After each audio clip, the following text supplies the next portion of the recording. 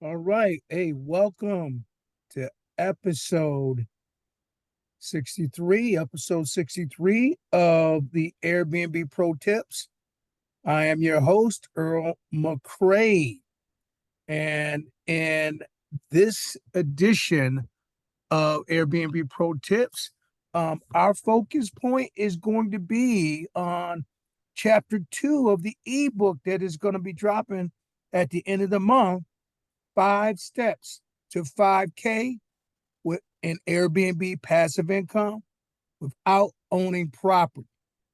All right, so we're going to be focused on chapter 2, what to say to the landlord. That's our focus for today. All right, let's get our monologue out of the way and let's get this show started. Episode 64.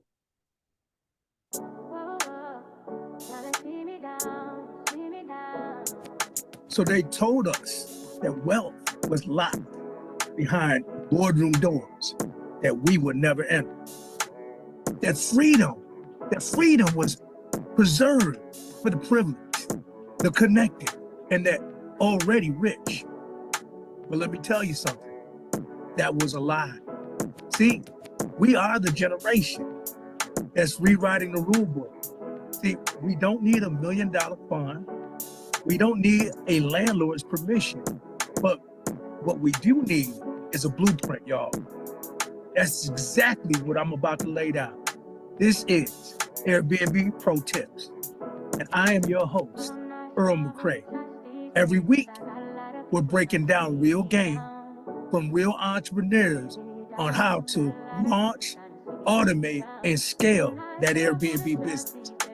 We're giving you the strategies, the money moves, and the mindset shifts that will separate those from the dreams from those who are executing on those dreams. Here, we celebrate the wins, both big and small. Here, we talk to real entrepreneurs, the one that took action and changed their lives. Here, we're giving you the blueprint so that you can stop watching and start building. So, if you're ready to tap into your God-given ability to turn knowledge into passive income, to create a system that works for you instead of you working for it, hey, welcome home. This is where transformation begins. This is where faith meets execution. This is where you level up your Airbnb game. This is Airbnb Pro Tips. All right. Episode 64 is underway. Let's get started. All right, let's see if any of my peeps are in the house. I did not check to see. Mic check, Dante. Where you at, man? Mic check.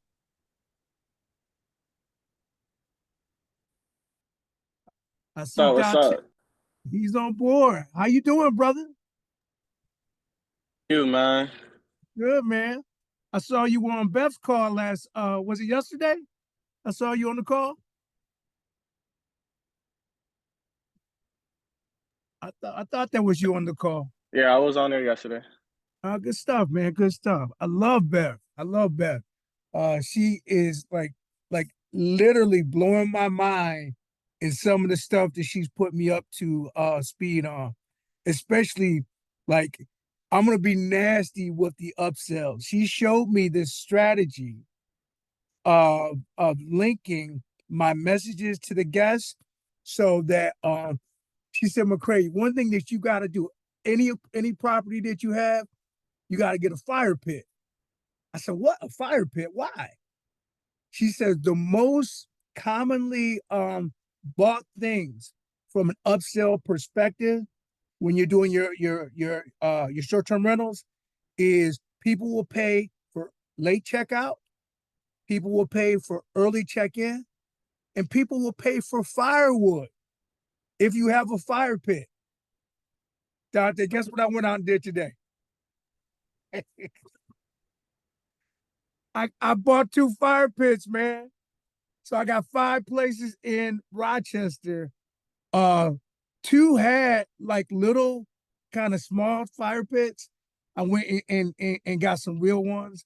And then next week I'm gonna go out and get the other places with a fire pit. And so I'm working through it. But Beth she is the truth, man. She's the truth. Now, is Beth your one-on-one coach when you have questions, Dante?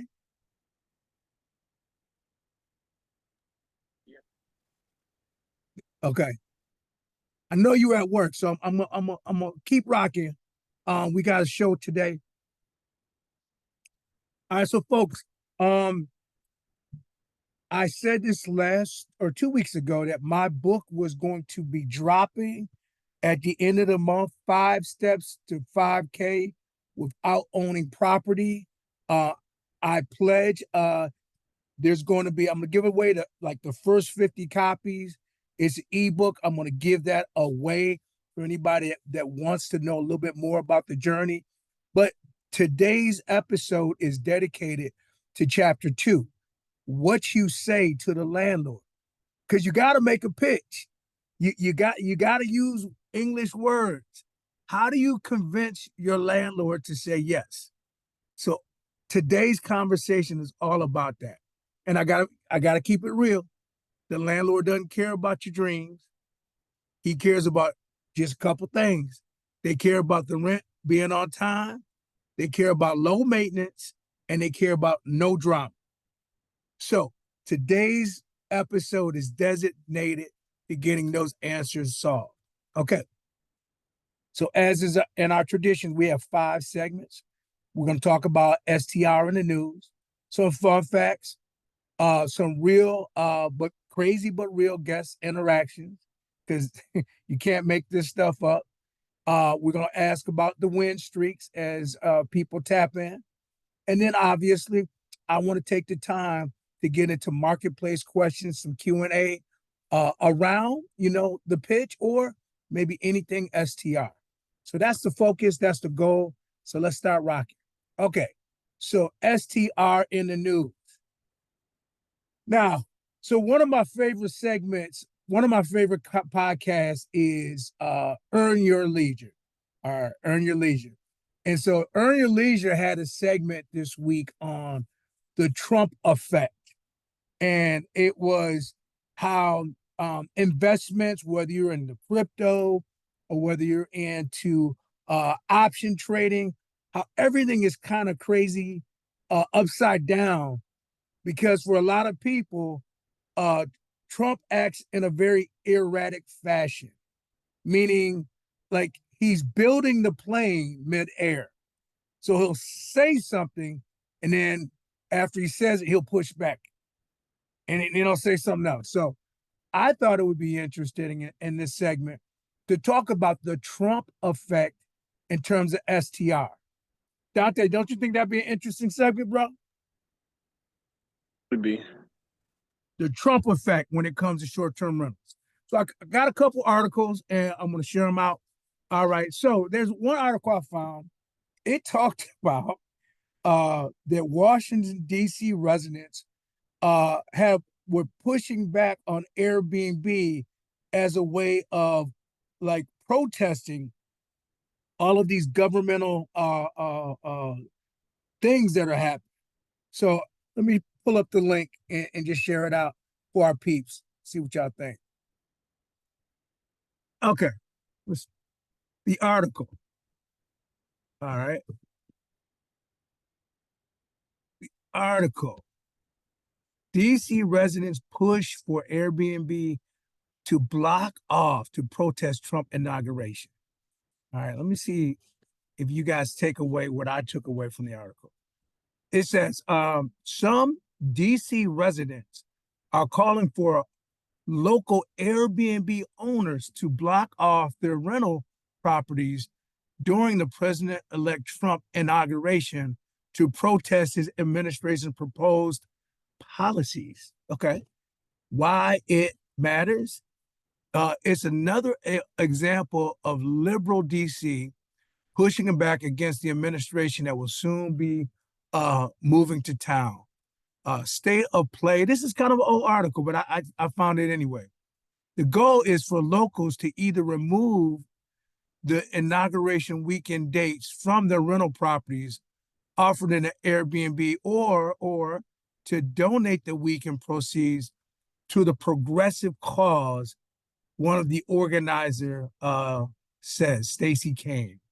Kane, who is a Airbnb, who has an Airbnb in Brooklyn and did not vote for Trump, plans to take her property off the platform and instead use it to host friends attending the People's March on January 18th. Okay, so if you were in DC, I guess this resonated with you. Dante, you're in Florida. I'm in New York, upstate New York. So I didn't even know this was a thing. Um, do I have a comment? I really don't. I thought the article would be a little different. The bottom line, the call to action isn't a protest of Trump's voters, but specifically the president-elect and his suggested policies. So this is, okay, I don't know how you separate. So they're saying, we have nothing against the man, we just don't actually respect his policies. Okay, is it what it is? All right, let's go to the next article that came up. All right, the Trump effect on STRs. All right, will Airbnb abandon its values of inclusivity and diversity under Trump's second presidency? Okay, I had no idea where this article was going. So let's get into it. All right. And this article came out on January 24th, 2025. So it's dated. It says Donald Trump is back in the White House, creating ripples. Guess they want me to buy something. Creating ripples across the industry, including the short-term rental space. Trump's first term, Airbnb openly clashed with his policies, offering free stays to refugees, didn't know that, and champion community, diversity, and inclusion. But times have changed. Today, as other companies pivot towards pragmatism, focusing on profits and aligning with policymakers, Airbnb faces a crossroad. Can it hold on to its core values in this new era, or will it adapt to the demands of a changing audience, especially Generation Z? Let's dive into what's changing, why it matters, and how it impacts property managers like yourself. Okay. I didn't watch this video, but let's see what this video is about. Who wore it better, Melania Trump or me? Before you let me know, let's talk about President Trump and Airbnb for a minute. For years, Airbnb has talked about values like diversity, sustainability, and helping communities. But times change. Back in 2017, Airbnb openly disagreed with some government policies during Trump's first term. For instance, they offered free stays to refugees and ran ads about inclusion. Now, with Trump's inauguration this week, the world is different. Many companies are stepping back from social causes and focusing more on business growth to align with the new administration and gain favor of the policymakers. Think Facebook, for example. This brings up two questions. One, are Airbnb's messages still a good fit for young travelers today? And two, should Airbnb change its strategy like other companies are doing? And this is not about what's right or wrong. It's about understanding how things change and how Airbnb might respond. I've no clue what they will do, what they should do. I don't know. I'm just observing changings around in the US and trying to understand what it could mean. And also linking this to a definitive shift in For example, young men who they voted for and what they care about, and how whether Airbnb's messages that were built at the time of to appeal to millennials, whether this is not in just there's not a gap between this and what these young travelers aspire to. Let's see that. So first, what Airbnb has stood for. So Airbnb has built its reputation on doing good. Regardless of what we think on them helping me drive the housing crisis, as us hosts may think about their policies, that was what they were trying to achieve. Here are some things they were trying to do, right? They were about fighting discrimination, right? They made it easier for anyone to book a stay, no matter their background. They set goals to hire more women and people from different backgrounds. They created a program to check if guests were treated unfairly because of their race. They were also about helping the environment. They promised to cut pollution and use cleaner energy by 2030. They also encourage hosts to offer eco-friendly homes. And of course, they also help people in need. For example, they help hosts offer free stays to people fleeing disasters, such as the very recent California fires. These efforts made Airbnb more than just a place to book a stay. But do people today still care as much about these issues? It's a question mark. I got no answer to give you, but wondering. Number two, let's look at the shift we heard from their leaders. That's interesting. In 2017, one of Airbnb's co-founders, Brian Chesky, the current CEO, spoke against government policies on immigration. Airbnb took action by offering free housing to refugees, donating money to help displaced people. The company positioned itself as a brand that stood for inclusion and acceptance. Well, now it's 2005, and what, 5 days ago, another Airbnb co-founder, Joe Gebbia, revealed that he voted for Trump in 2020. On social media, he wrote, "I did something my younger self would hate. I voted Republican." Joe Gebbia is no longer part of Airbnb's leadership yet, but his change in views makes us wonder, will Airbnb also change its approach with Trump returning to office? And did Gebbia just reveal this now to somehow protect Airbnb? Who knows? But let's go to a point again, which I'm interested about as a marketer, somebody in travel, right? Are today's young travelers different? Should Airbnb talk to them differently? So what's changed? Well, first I will mention big differences in genders, right? In the 2024 US presidential election, a notable gender gap emerged among young voters. Young men predominantly supported Trump, with 56% voting for him, while young women, especially women of color, favored Harris by 18 points. And the priorities of Gen-Z men are different as well from what you could maybe expecting. Well, or not, if you know the current crisis, and if you know the cost of inflation and the rest. Many young men today prioritize affordability and practical benefits over social causes. They focus on saving money, securing good deals, and valuing convenience. This shift suggests that Airbnb's emphasis on social responsibility may not resonate as strongly with this group. So, what could Airbnb do here? I don't know. The question is open, right? Should Airbnb highlight lower prices and seamless booking experiences more than social issues to appeal to Gen Z men? Can the company maintain its core values while broadening its appeal to this other audience? Last thing, what are other companies doing? Well, as other big brands change direction, should Airbnb follow?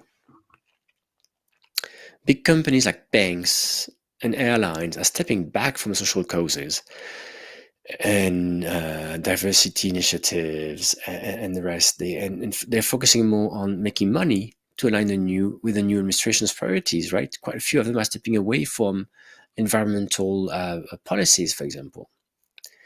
And we also hear investors insisting companies put profit first and avoid political risks.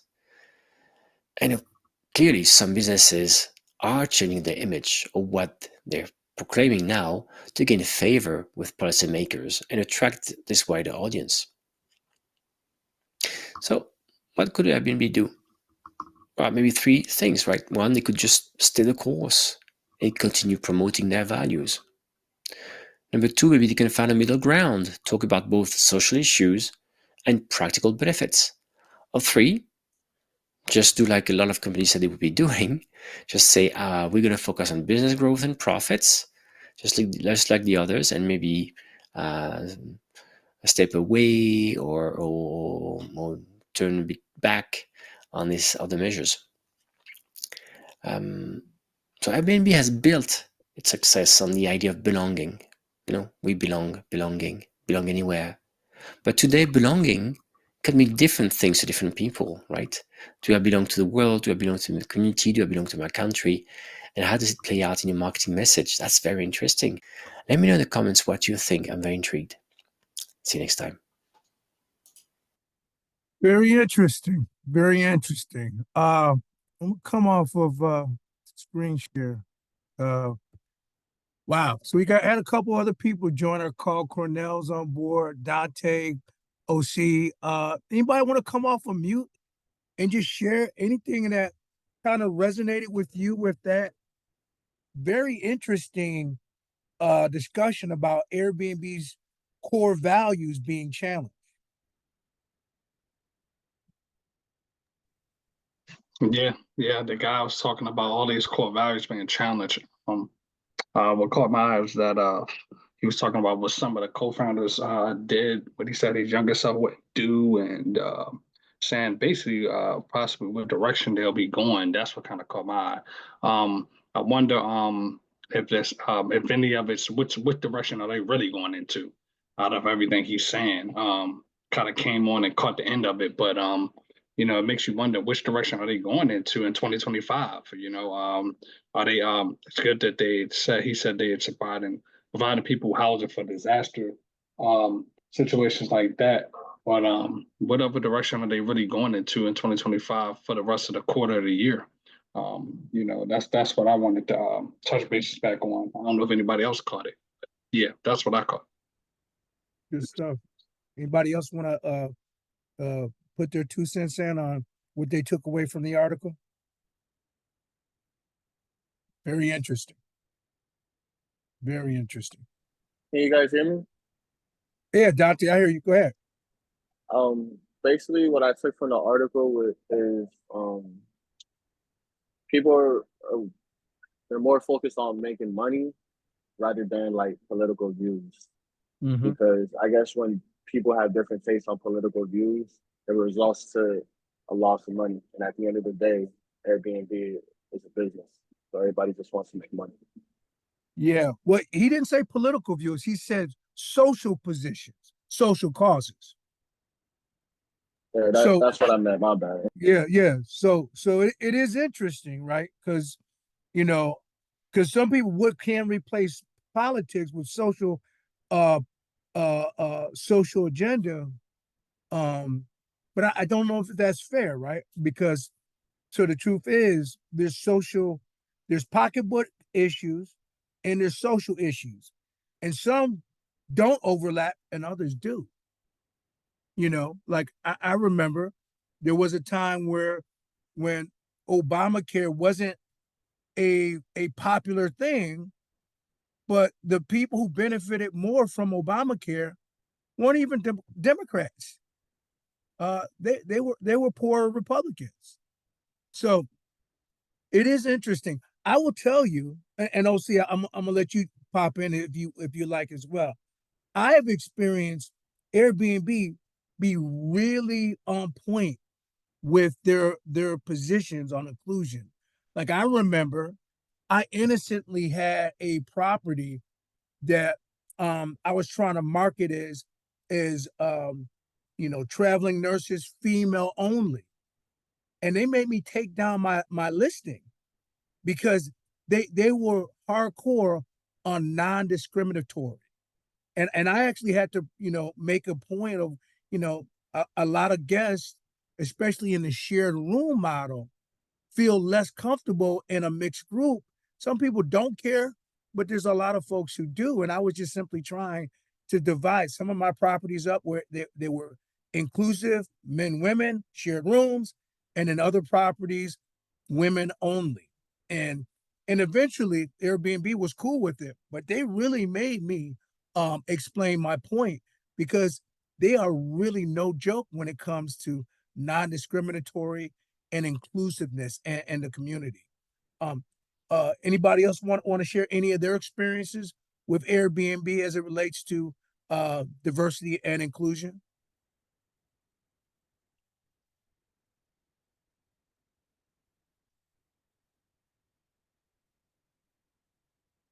Okay, well, so I guess there's the whole point of that article is, in my view, Airbnb can either maintain their current call position and not be so focused on profits and bottom line, and maybe lose out on that Gen Z generation that's really about practicality, or or they can move all the way to the right, like a lot of companies are right now. They're kind of getting in where they fit in because of the next 4 years, or they're going to be somewhere in the middle. Who knows? Who knows? But we'll definitely keep our eye on that. All right.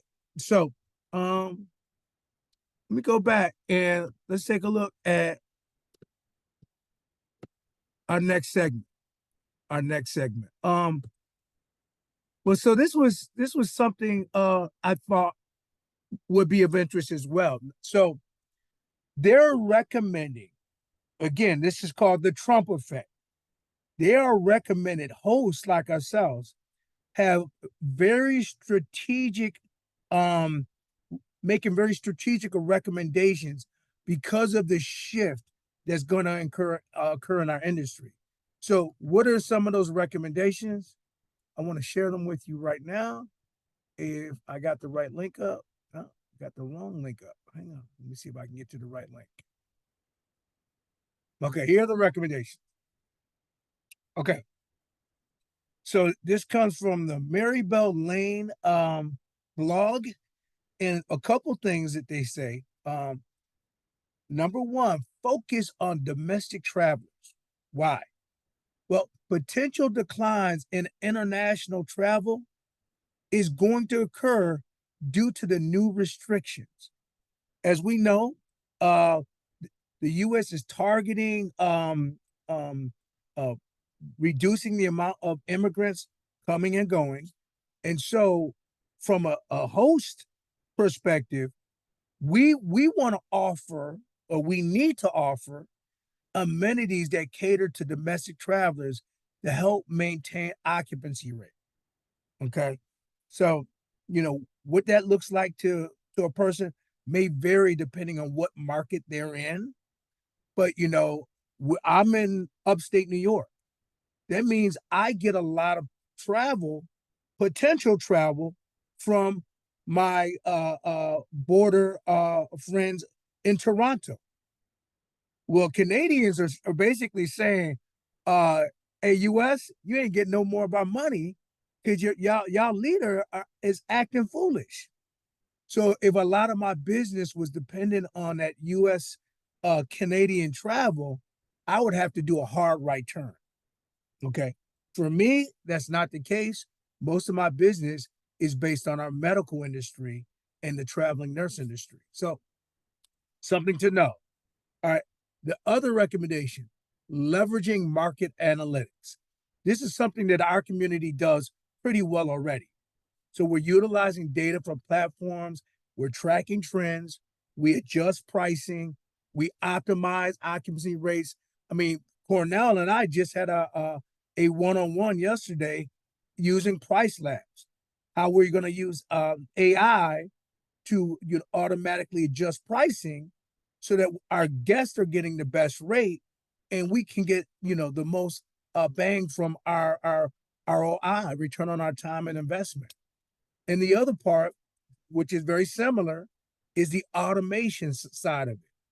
So using systems, implementing automation tools for guest communication, check-ins, cleaning coordination, and improving efficiencies, which is going to bring down our overall overhead. So guys, it's not how much money we make, it's how much money we keep as operators. So if we can reduce our overhead, we can increase our bottom line. Anybody want to chime into any of those three recommendations from your perspective? OC, Cornell, or Dante? Nope. I believe everything right. I agree with everything. Okay, we good. All right, family. All right, let's keep going. So that was segment one. I want to lighten it up now. Want to lighten it up. I know our audience out on social media may not be ready for all of this Trump stuff, but hey, look, we got 4 years of this. Address it, deal with it. This is who y'all elected. And for better or worse, we'll see where this goes. I plan on taking advantage of it being an entrepreneur, and holding on to my core values as a good person, a patriot, a veteran, and not go too far to the right or too far to the left.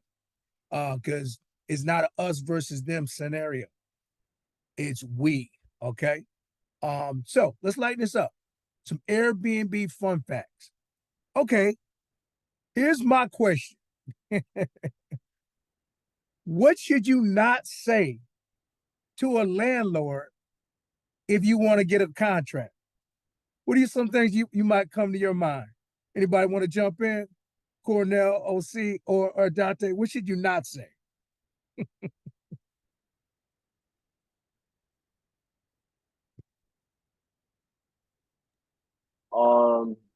I would say, like, you have to pay. You should say, like, we need to secure a deposit, if that makes sense. I like that. All right. Who else wants to add on to that? Things you should not say. Things you should not say to a landlord.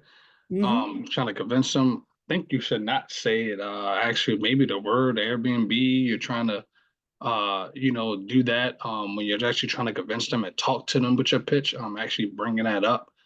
Is a proper way to say that. In a more professional way. So I think that's a big thing not to say when you're pitching your landlord. Awesome. Yep. All right. Well, cool. All right. Well, let's just jump in with this with the survey came up with. All right. So here's some fun facts. What not to say to a landlord when pitching them on rental arbitrage. Now we use the hybrid model. Some of us use co-listing, some of us use rental arbitrage, but let's just review some of them. Number one, I am going to turn your quiet duplex into a weekend party hotspot. Translation: I'll be one bad review away from getting both of us evicted. Now, guys, I personally have experienced landlords that wanted to know, well, how would this even work with people coming and going? And so what we have to be able to do is we have to be able to turn that around. We have to basically reassure them that these people are going to be vetted on 3 very important levels. The first vetting is, number one, we're not dealing with anyone who is not 21 or above in terms of, we're talking not midterm, we're talking short term. If they're not 21 or above, they can't even be in the property. And this messaging that I send out to all of my inquiries to that end. The second way we vet them is, this is one of my favorite guys. If they're a local, locals bring, unfortunately, drama. So one of my ways of vetting locals and not bringing that drama into my short-term rentals is I create a situation where they have to come up with a security deposit. Now, what's the amount of the security deposit? I would say it has to be at least $500 or more, or maybe $1,000, depending on the length of the stay. I mean, you think about it this way. If a person was going to quote unquote do a traditional rental and the rental was $2,000 a month, what kind of security deposit would they have to come up with, Cornell? So you said how much is the month? So you said for them the security deposit to come up with? Yeah. Yeah, how much you said again? 2,000? It's $2,000 for the rental. How much is the Oh. normal security deposit? So normal security deposit is usually the same amount as the rent is, so it's 2,000. Exactly. So they gotta come up with that twice. So it'll be 4,000 they gotta come up with. Yeah. So what I'm saying is when we're trying to vet people, you got to make it painful enough from a local standpoint that they're not going to do no drama. Now, so I have two agendas. When I'm vetting locals, agenda one, anybody that don't pay money, don't pay attention. I don't want those. And then objective two is if they pay money, I know that they're going to keep the place in such a nice fashion. I ain't got to tell my landlord. I don't have to tell, my co-listing partner that there's going to be any damage. I love that. Okay.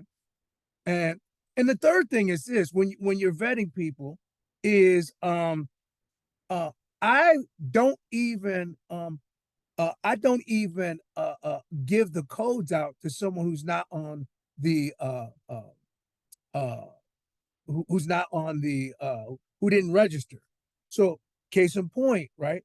Some people want to allow others to book reservations for a family member. I don't do that. I used to do that when I was a little bit younger and dumber, have a coworker or a mom or a dad. Listen, you get into so much in terms of the communication, the expectation, and again, the whole point of this conversation is that landlords want to make sure the people in their property are the right fit. All right. Anybody else want to chime in on that? Vetting your guests. Open mic. Anybody else? All right. I will move on. All right, number Can you hear two. me now, Earl? I can hear you, brother. Couldn't hear you Oh before. man,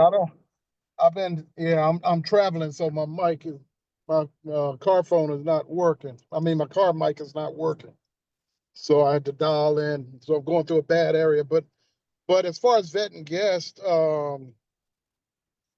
yeah, I'm the same way, Earl. It's we go through the 10th degree to vet our guests because pretty much, if they're coming into the property, and I've done it too, Earl. I've allowed mothers to rent for university sons and things like that in the past, and I've had no problems, to tell you the truth, with that. However, I have had some problems when it comes to riffraff sneaking through because they weren't vetted properly, or they weren't vetted at all when I switched platforms to like booking.com, remember? Yes, sir. Yeah. They did not allow you to vet those clients up front. And I had all kinds of stuff coming through, which I had to shut that down. Mhm. So, if we're asking the value of vetting, I mean, Yep. I can't overstate the value of vetting properly because it's gonna be the make or break in your business. 100%. 100%. All right. Well, what other things will landlords definitely not want to hear if you're trying to get a contract? Most landlords, especially if we're talking rental arbitrage, are going to expect a lease, and they're not going to be down with the subleasing. All right. Landlords want to know that you are the responsible party, and there won't be somebody else in the mix.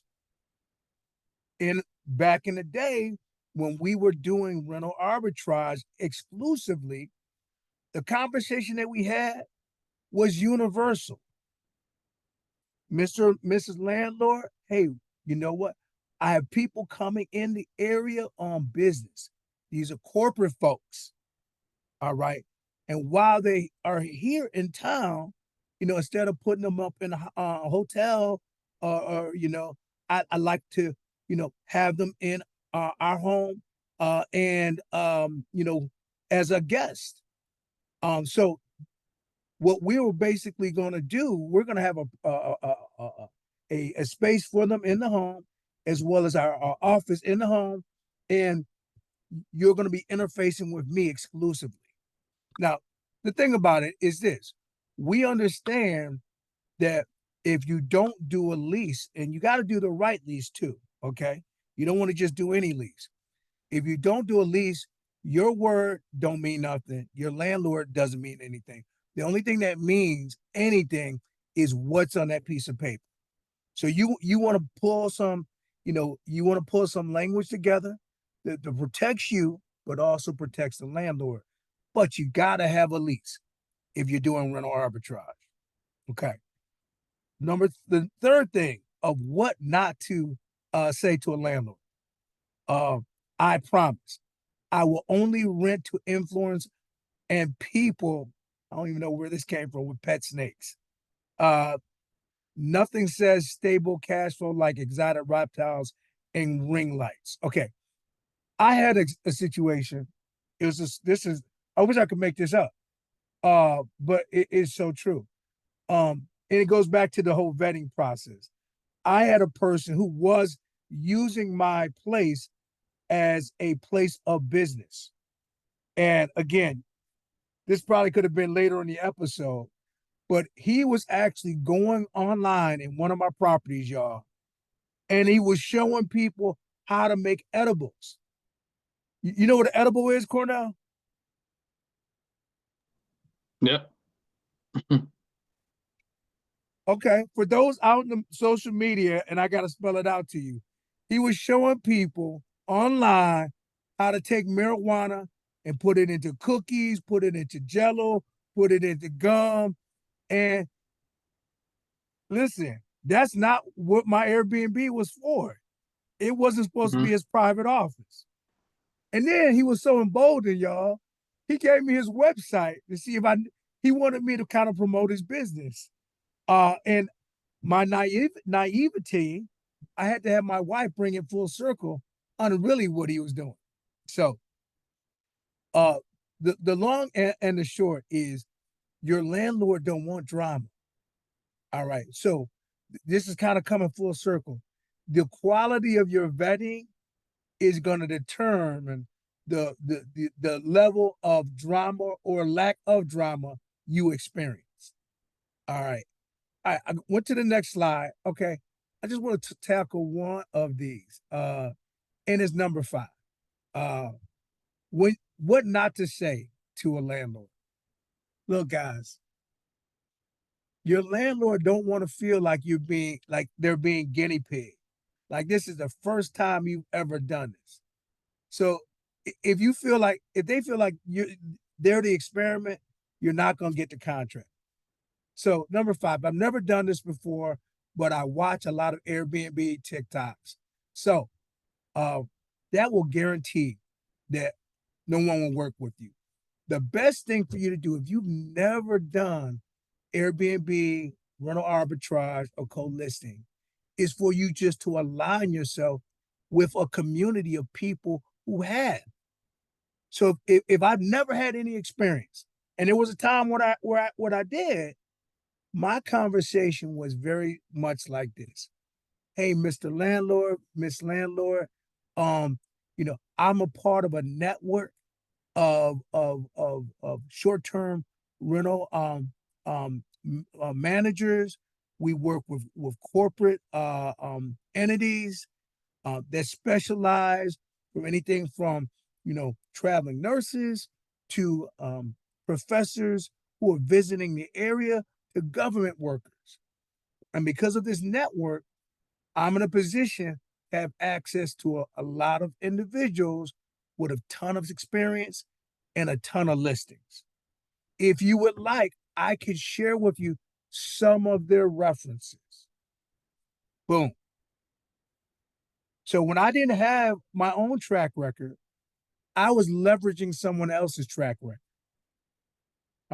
Does anybody want to come off from mute and speak to any of their experiences when they first got started?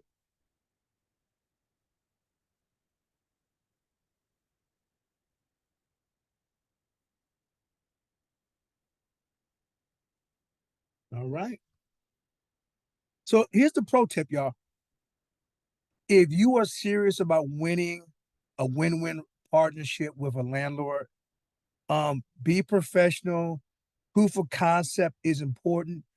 Peace of mind is the most important thing for them. All right. And look, I mean, if you're out there in social media and you want to get started, guys, drop me a text, 5K. Drop 5K. I will get you out my ebook, 5 Steps to 50K out owning property. Looks like hot mic. Hang on. Let me turn off that hot mic. Okay. Good stuff. All right. Let me continue. Let me continue in this conversation. Here we go. All right. In our next segment, what I want to do is I always reserve this because I think the value in going live is letting people know that this is real. This is real. We have crazy guest scenarios. And I just saw, I don't know if it's Miles or Stacy that popped on. But if you would, for the benefit of others in the community, could y'all come off of mute and share one of y'all crazy guest experiences that we just got through? Yeah, this Miles here, man. I'm out and about, but I decided to jump on, and it's kind of loud over there.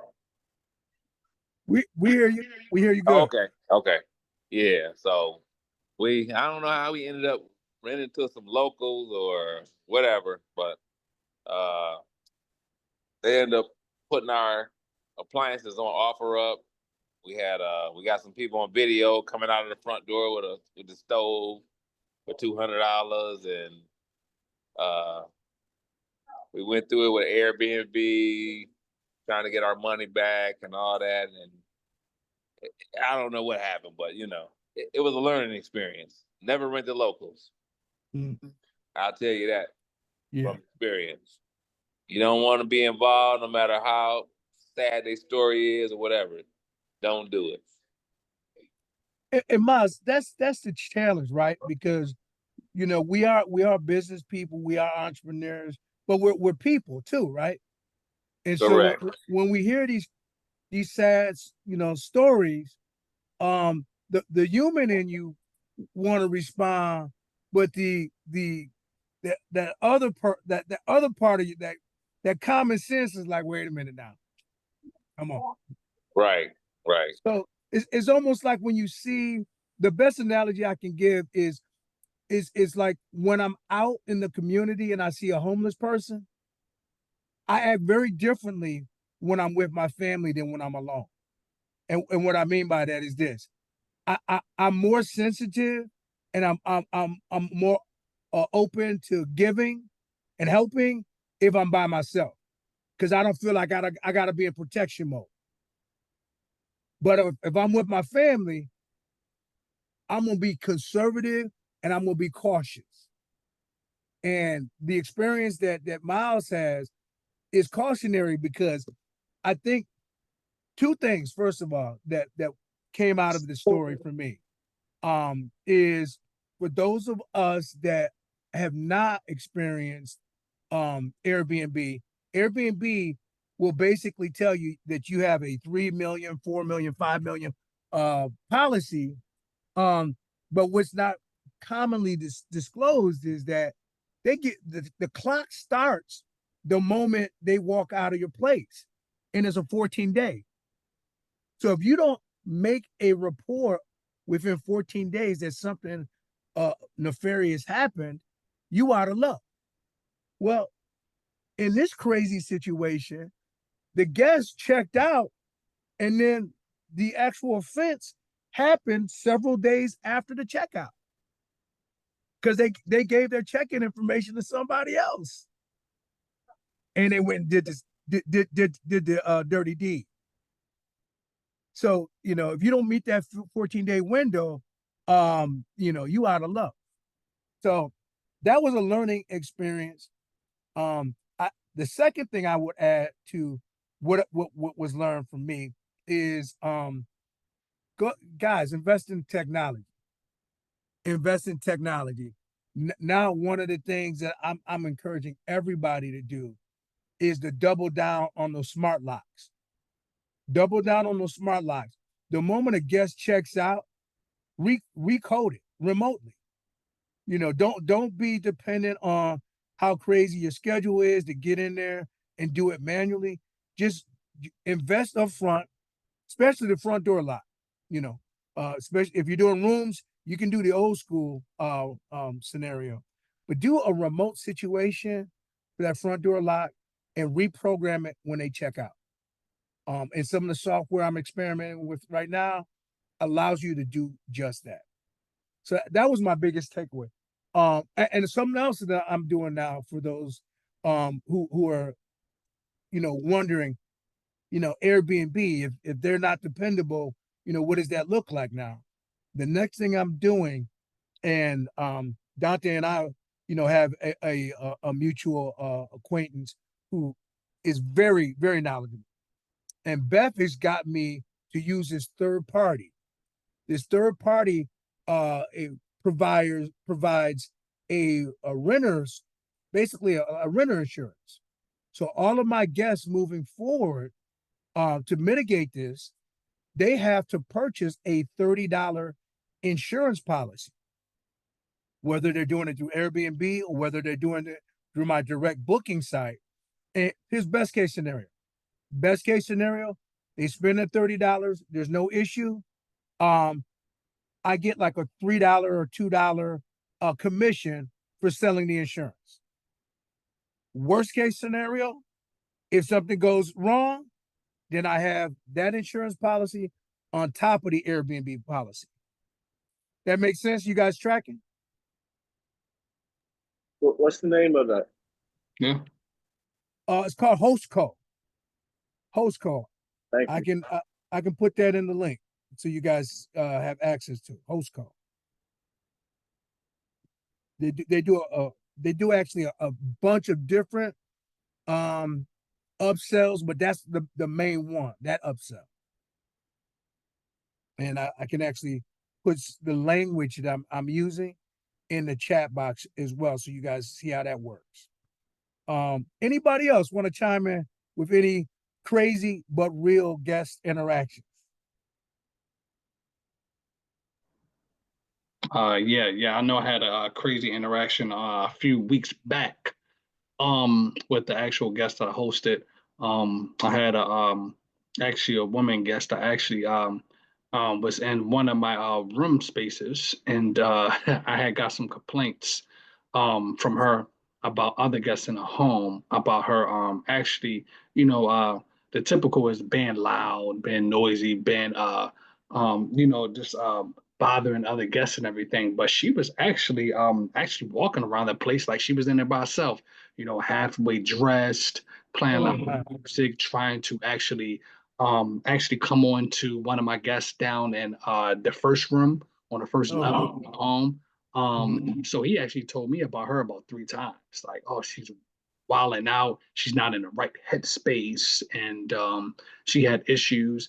So yeah, she we actually have a camera. I like how you were saying double down on the automatic locks that we have on front, which we're doing, but we also have cameras in the backyard too, to just see if anybody's doing anything they weren't supposed to in the backyard.